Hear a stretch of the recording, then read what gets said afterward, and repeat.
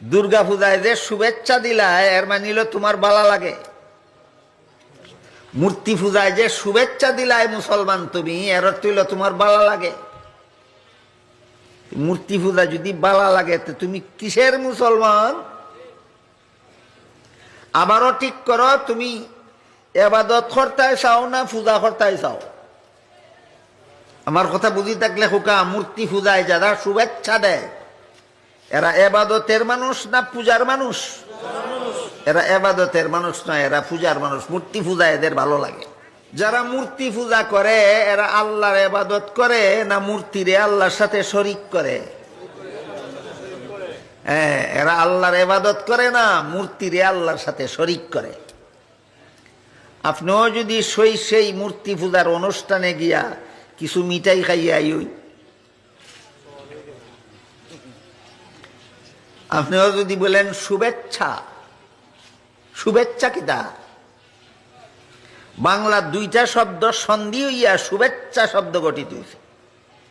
একটা হইল শুভ আর একটা হইল ইচ্ছা সমান শুভ যুগ ইচ্ছা সমান শুভেচ্ছা। এর অর্থ হইল আমি বালা ভাই, এর অর্থ হইল আমার বালা লাগে। শুভেচ্ছা অর্থ আমার ভালো লাগে না খোকা, শুভেচ্ছা অর্থ আমার বালা লাগে। দুর্গা পূজায় যে শুভেচ্ছা দিলায় এর মানিল তোমার বালা লাগে। মূর্তি পূজায় যে শুভেচ্ছা দিলায় মুসলমান তুমি, এর অর্থ হইল তোমার বালা লাগে। মূর্তি পূজা যদি বালা লাগে তো তুমি কিসের মুসলমান? আবারও ঠিক করো, তুমি এবাদত করতে চাও না পূজা করতে চাও? আমার কথা বুঝি থাকলে খোকা, মূর্তি পূজায় যারা শুভেচ্ছা দেয় এরা এবাদতের মানুষ না পূজার মানুষ?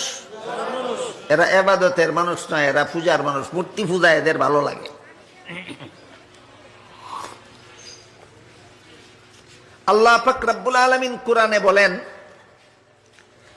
ইন্নাকুম ওয়া মা তা'বুদুনা মিন দুনিহি হাসাবু জাহান্নাম। আল্লাহ ছাড়া অন্য কিছুর পূজা যারা তোমরা করো, যারা পূজা করে এরা হইল পূজারী, আর যেগুলির পূজা করে এগুলি হইল পূজনীয়। বাংলা শব্দ। যে পূজা করে আর যার পূজা করে, এখন বুঝলানি? যে পূজা করে যার পূজা করে।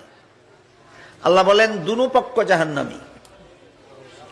যে পূজা করে হেও জাহান্নামী, যার পূজা করে সেও জাহান্নামী। এমন পূজায়নি মুসলমান শুভেচ্ছা জানাইতে পারে?